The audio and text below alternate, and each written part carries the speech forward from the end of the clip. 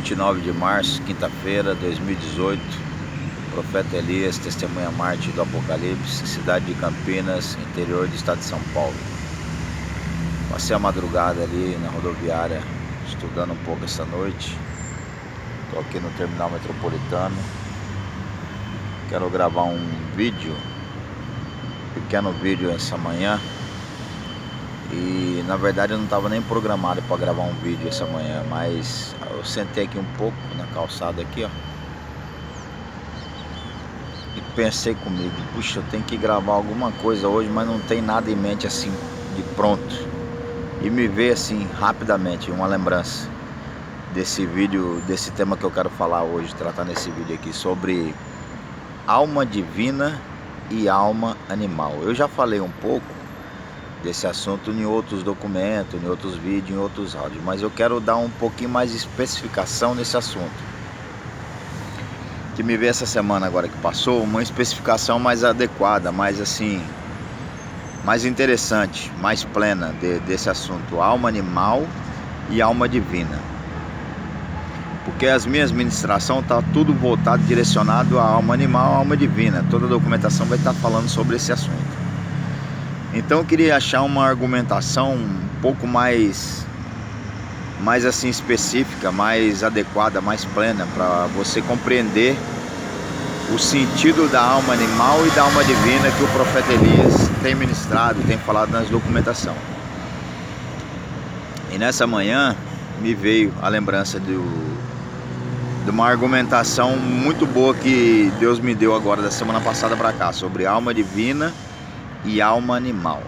Então eu vou tentar usar uma dinâmica aqui para poder passar para você essa informação, que é uma informação muito interessante. O que vem a ser uma alma animal? Primeiro, uma alma animal, ela é o corpo humano provido de uma psique, segundo a teoria do profeta Elias de Campinas. Então o que é uma alma animal? É um ser humano comum, um ser humano que tem as suas paixões, a sua personalidade, o seu caráter, o seu cotidiano, a sua vida natural. Então esse é uma alma animal, ou seja, um ser humano que tem uma alma, uma animação, que tem uma psique, que tem um estilo de vida, que tem um caráter, independente de qualquer que seja a sua religião, a sua filosofia, a sua ideologia. Então isso é a alma animal que o profeta Elias fala nas suas ministrações. A alma animal é um ser comum, um homem natural. Isso é uma alma animal, ou seja, um corpo que contém uma animação, um fôlego de vida e uma psique, uma consciência, e é um ser humano. Isso é alma animal. Agora, o que vem a ser a alma divina? A alma divina, ela está ligada à espiritualidade, propriamente dita. A alma divina, porque está ligada ao divino. O divino é Deus, é a divindade, é o soberano dos mundos. É na religião pagã os espíritos pagãos, os espíritos dos deuses pagãos. Mas quando o profeta Elias está falando de uma alma divina, do sentido do eterno, filho do eterno, não é aquela alma que está ligada à religião pagã. Então é diferenciado. A alma divina, segundo a minha teoria, não é uma alma animal. A alma animal que se apega aos deuses pagãos não pode ser chamada de alma divina. Vamos colocar um título dele de um pagão. Então esse é o título mais adequado para uma alma animal que é espiritualizada e mais serve deuses pagãos. Então ele é um pagão, ou um místico, ou um feiticeiro, um idólatra e etc e tal. Mas ele não pode ser chamado de uma alma divina, porque ele é uma alma pagã. Então ele é uma alma animal que tem ali a sua condição de religioso, mas ele é pagão, ele é idólatra, ele é um feiticeiro e etc. Agora, o que o profeta Elias quer dizer quando está falando com as almas divinas da casa de Israel. A alma divina é uma alma animal, ou seja, é um ser humano que descende do tronco ancestral, não do lendário pai Abraão, mas do pai Abraão verdadeiro. Então, a alma divina, ela é um ancestral, é uma alma animal, ou seja, um ser humano que descende de uma ancestralidade, ou seja, ele é descendente do pai Abraão, numa forma mitificada lá o lendário da Bíblia, mas não é aquele, é o pai Abraão verdadeiro. Aquele o lendário da Bíblia, o pai Abraão, o lendário da Bíblia, é ali uma forma de mostrar que realmente existe o pai Abraão, mas não é aquele da Bíblia. Aquilo ali é só a lenda do verdadeiro pai Abraão. Então estas almas divinas que o profeta Elias está se referindo são as almas animal, ou seja, os homens que têm dentro do seu corpo o gene ancestral do verdadeiro pai Abraão. Então ele consegue ascender esta alma divina. Através do quê? Através de ritos, através da observação da lei divina, através da observação do documento do profeta Elias de Campinas, ele vai conseguir ascender a sua alma. Ele vai ascender a sua alma divina. E o que na verdade, trocando em miúdo, é a alma divina? A alma divina é num preceito mais simples, mais específico, é uma consciência de que você é um filho de Deus, um pertencente ancestral do pai Abraão verdadeiro. Então você pertence a Deus, ao Eterno. Então você, quando tem essa consciência e pratica os ritos da espiritualidade, pratica a observação da lei divina, se dedica à espiritualidade, se dedica à purificação, então a sua alma divina vai acender. Por que ela vai acender? Como uma vela, como uma lâmpada. Porque ela vai ter uma conexão com o divino, com o eterno. Então isso é a alma divina. Primeiro é um estado de espiritualidade e observação e prática da lei divina. Mas esse camarada só vai conseguir praticar essas coisas se ele tiver uma alma divina e uma ancestralidade no pai Abraão, que é o quê? O povo de Israel, o povo do Eterno. E o pagão consegue observar a lei Torá, a lei divina e ascender a alma? O pagão não tem alma divina, ele só tem alma animal. Então, até na antiguidade, uma antiguidade assim bem recente, diz que os padres que vieram para o Brasil, que catequizavam o povo aqui na nação brasileira depois do descobrimento do Brasil, diz que os próprios padres dizia que muitas culturas e muitas, inclusive os escravos, diz que eles não tinham alma.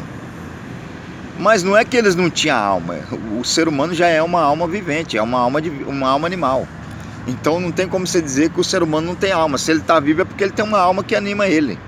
A alma é o fôlego de vida, é a consciência, é a psique, é a animação do corpo, isso é a alma animal. Então todo ser humano tem alma, não tem como não ter a alma. Até o animal tem alma, que é a sua animação, é o seu fôlego de vida, é a sua inteligência, a sua percepção da vida, dos ambientes.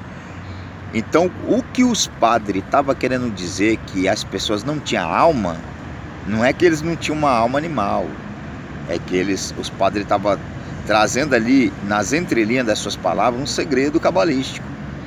Que aqueles escravos e outras etnias, outras raças que estavam dentro do Brasil, não tinham alma divina.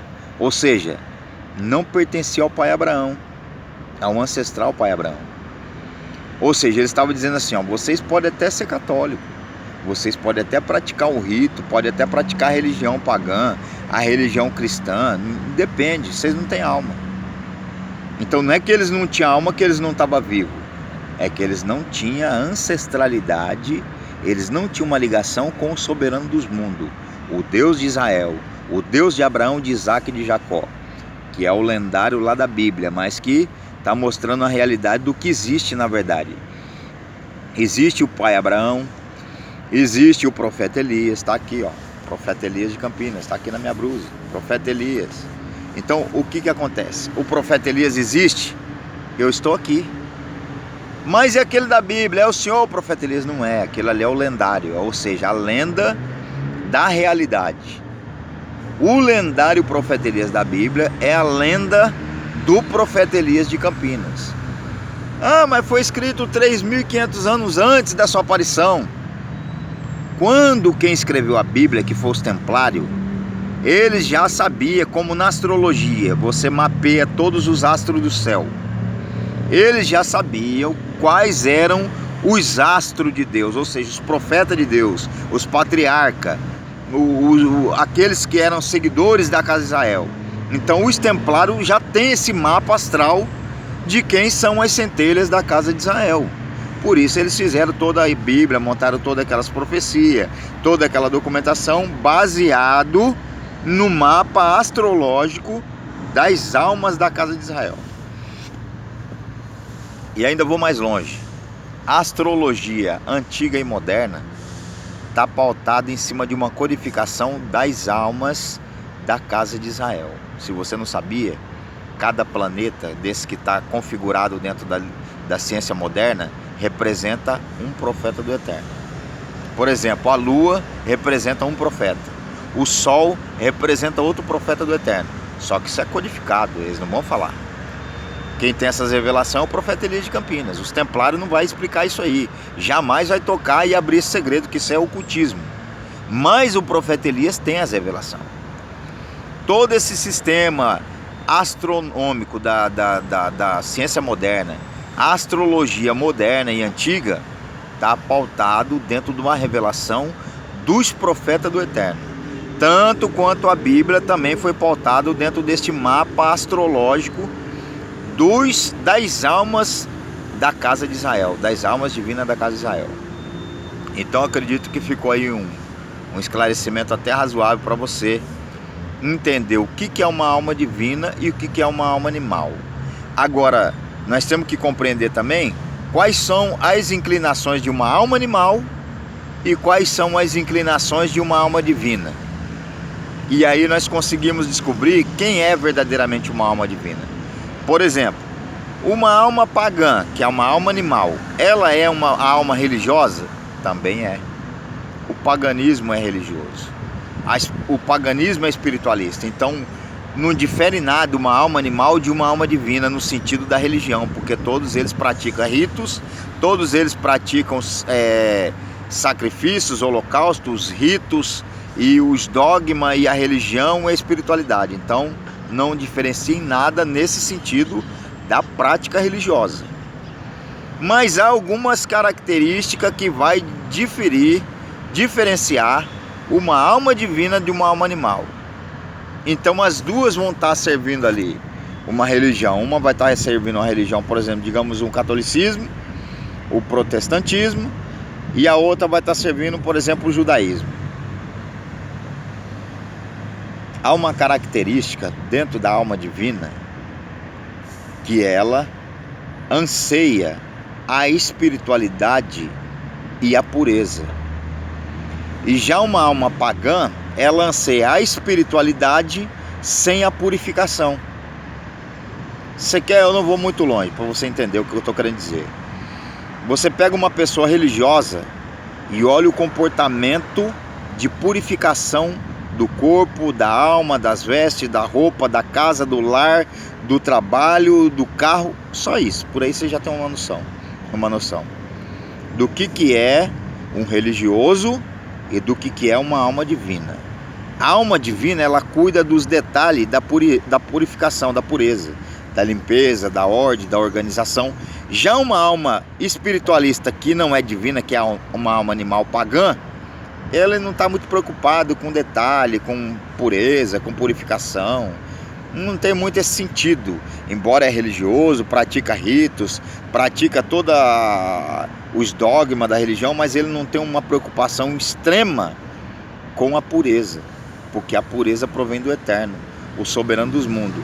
E a impureza provém da religião pagã, dos espíritos imundos, dos deuses pagãos, dos demônios, dito como nós aprendemos aí pela literatura teológica do Evangelho, do Novo Testamento. Então, essa é a essência da diferenciação de uma alma divina e de uma alma espiritualista pagã. É a pureza. E a pureza vem através do quê? Limpeza, através de organização, através do zelo. Então vem a manifestação da essência de uma alma divina. Aí você vai descobrir o que é uma alma divina, o que é uma alma espiritualizada, mas é uma alma pagã animal. Então as inclinações da alma animal é o quê? Orgia, feitiçaria, engano, profanação, desordem, caos, anarquia, trapaça e etc e tal. Ele é mais voltado às partes impuras da moralidade, ou seja, não tem moral.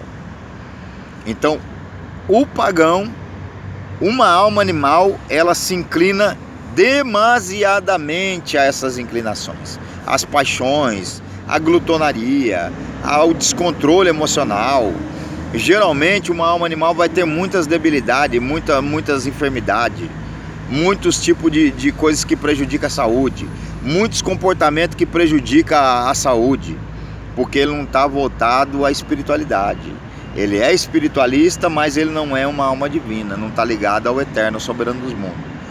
Já uma alma divina, ela tem mais essa preocupação. Mas, profeta Elias, como que eu vou descobrir quem que é a alma divina e quem que é uma alma animal, religiosa? Porque todos, vamos supor, tem como ter uma alma divina dentro do judaísmo e uma alma animal na mesma religião, praticando o mesmo rito? Tem. Tem, profeta Elias, como ter uma alma divina e uma alma animal, seja trigo e joio, dentro do protestantismo, do cristianismo? Tem. E o que vai diferir de uma para outra? Justamente a pureza. Pureza no caráter, pureza nas emoções, pureza no zelo com o corpo. Isso é uma das características essenciais de uma alma divina. E já a alma animal não tem o zelo e o cuidado extremo que uma alma divina tem. Então aí está uma diferenciação muito interessante para você observar. Tem um dito popular aí na Bíblia que fala assim, ó, que não pode de uma fruta, de uma árvore, nascer dois tipos de fruto, e nem de uma fonte jorrar dois tipos de água. Ou vai jorrar uma água doce, ou vai jorrar uma água salgada. Então, a fonte ali é uma simbologia da alma. Pode uma alma divina, por exemplo, ser dado a impureza, ser dado a sujeira? Não pode. Então, mas e se essa alma divina estiver extraviado da casa de Israel? Pode acontecer dele estar na imundície? Pode acontecer. Mas mesmo ele estando na imundície, ele vai ser mais zeloso do que o imundo normal, natural. Ele vai se envolver com a imundície, mas ele vai ter aquele estilo de nojo. Então aí, por isso que ele é chamado de nojento. Ah, que camarada nojento. Tipo assim, o imundo acha o camarada que tem uma alma divina nojento, porque ele acha nojo em tudo. Aí eles chamam assim, isso é uma titica, é uma coisa ruim, é um nojento. Então por quê? Porque o impuro, o profano, o imundo, para ele não tem imundície, para ele tudo é normal, tudo é tranquilo. Então quando ele vê um camarada muito cuidadoso com a limpeza, com a purificação, ele já chama o cara de isso é uma titica de galinha, né? Um dito popular. E que frescura é essa? Por quê? Porque para ele ali é uma frescura. Mas para uma alma divina já não é uma frescura. É um rito, é um estado de consciência. É um estado de ideologia. É um estado de pensamento, entendeu? É a vida, é a alma do camarada, é a alma divina. Então pode até acontecer de uma alma divina estar extraviado, tá lá no meio da imundície, mas mesmo assim ele vai diferir do imundo, ele vai ser diferente do imundo. Ele não vai ter como que eu posso dizer, um aprofundamento na imundície. Ele vai ficar à margem da imundície, porque ele não suporta. Mesmo que ele esteja afastado do Criador, ele não suporta a imundície. Ele pode até participar, Como lá aquela parábola que tem do filho pródigo, que abandonou o pai e foi lá para comer as bolotas dos porcos. E lá, lembrando, comendo aquelas coisas ali, ele lembrou do pai, lembrou da casa. Então ele se arrependeu, ele tinha remorso, ele tinha um trauma de estar naquela situação. Aquilo ali para ele era um incômodo. E já para o imundo não é um incômodo, para o imundo aquilo ali é natural. Esse imundo é o homem que tem uma alma animal e que pode ser até um religioso, mas ele não tem alma divina. Então ele não tem aquele sentimento de buscar a pureza. Então aí está a definição de quem é alma divina e de quem é alma animal. Ah, mas o irmão lá é judeu, o profeta Elias. Grande coisa, dele ser judeu, dele ser o que ele seja. Busca a essência da alma dele, da fonte. Está escrito assim, ó, não pode de uma fonte jorrar duas águas, ou é água doce ou é água salgada. Não pode uma árvore dar dois frutos. Não pode nascer figo dos abrolhos, nem uva dos espinheiros. Então, pelos frutos conhecereis as árvores. Então, a árvore boa dá um fruto bom, e a árvore má produz um fruto mau. Então, essa é a definição de alma divina e alma animal. Eu acredito que eu fui assim, até esclarecedor. Não estou tão inspirado hoje, tão dinâmico, mas acredito que deu para ter uma compreensão razoável. O que é uma alma divina, o que é uma alma animal. Por exemplo, uma mulher que se entrega à prostituição, ela tem uma alma divina? Não tem. Não tem como. Ah, mas eu tive 500 maridos e tal, agora eu me converti, agora eu sou de Deus. Você pode ser de Deus Baal. Você pode ser do Deus Zeus, de qualquer Deus que você quiser, menos do eterno, porque uma alma divina não pode se entregar à profanação excessiva. Ele pode até cair em tentação, cair em pecado por um tempo, mas ele não pode ser entregue à profanação, porque se ele for entregar a alma dele à profanação, não tem depois como ele retornar. Até a própria Bíblia fala assim que todo pecado do homem é fora do corpo, mas a prostituição é no corpo. Então a prostituição é das maiores imundície e profanação que o ser humano pode cometer. Então, por isso o profeta Elias tem um voto de celibato, e por isso eu gravei um vídeo celibato 1 e celibato 2. Depois você entra lá no YouTube e procura profeta Elias de Campinas, o vídeo celibato 1 e celibato 2. Eu estou falando um pouco mais da moralidade e da sexualidade, lá você dá uma olhada depois. Então estas são as características da alma divina e da alma animal. A alma animal tem sede de profanação. A alma animal tem sede do que é imoral. Ele pode até ser recatado, ele pode até guardar uma espécie de recalque para manter uma aparência, porque ele é um joio disfarçado. Então ele mantém um recalque ali para manter uma boa aparência. Mas ele não tem nenhum constrangimento quanto à imoralidade sexual, quanto ao incesto, quanto à profanação, contra a imundície, contra a sujeira, contra tudo que é impuro. Ele come qualquer tipo de comida, ele se envolve em qualquer tipo de ambiente. Para ele tanto faz como tanto fez. Pode dormir no lixo, como pode dormir num hotel de 5 estrelas, tanto faz. Ele se adapta a qualquer situação. Então, essas são as características. Por exemplo, o profeta Elias mora na rua, morador de rua. Mas eu mantenho a minha higiene periodicamente, da lavagem da roupa, lavagem dos panos, lavagem do tecido, banho. Cuidado com a característica, embora que ainda tem sem condições financeiras, estou mal nessa condição, mas o que eu posso cuidar, eu tenho cuidado. Procuro não andar mal cheiroso, não andar fedendo, não andar com a roupa suja. Então, dentro da minha condição como morador de rua, eu tenho um zelo pelas coisas da purificação. Ou seja, eu como morador de rua, poderia fazer como vários outros que moram aqui junto, na mesma cidade que eu. O camarada fica 30 dias sem tomar um banho. Quando ele passa, você não aguenta, parece que você vai morrer de tão cheiro tão forte, o odor do suor é tão forte que você passa mal. Ou seja, se entregou à imundície. Então esse camarada tem uma alma divina? Dificilmente vai ter uma alma divina. É uma alma animal, que se entrega facilmente à impureza, à profanação, ao desleixo da vida, à desilusão da vida.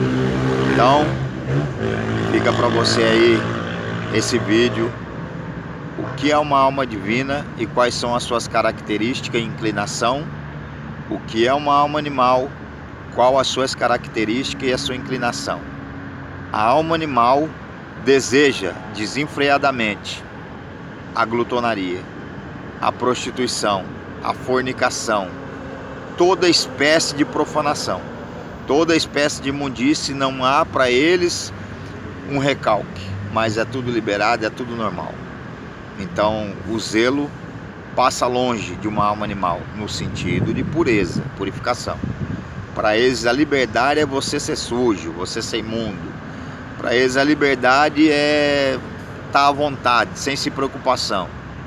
Então eles não têm essa problemática, esse peso na consciência do que é impuro, do que é puro. Para eles não tem isso. Eles são imundos. Tem até um apelido que eles falam que eles são os mais imundos.